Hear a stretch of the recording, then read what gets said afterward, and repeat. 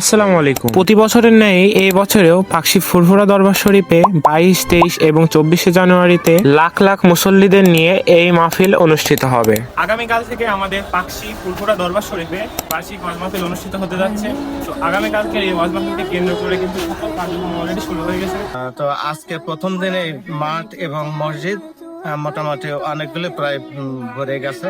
তো দূর দূরান্ত থেকে অনেক লোকজন আসছে এবং অনেক মেহমানগুলি ইতিমধ্যে পৌঁছে গেছে আমাদের মাঝে।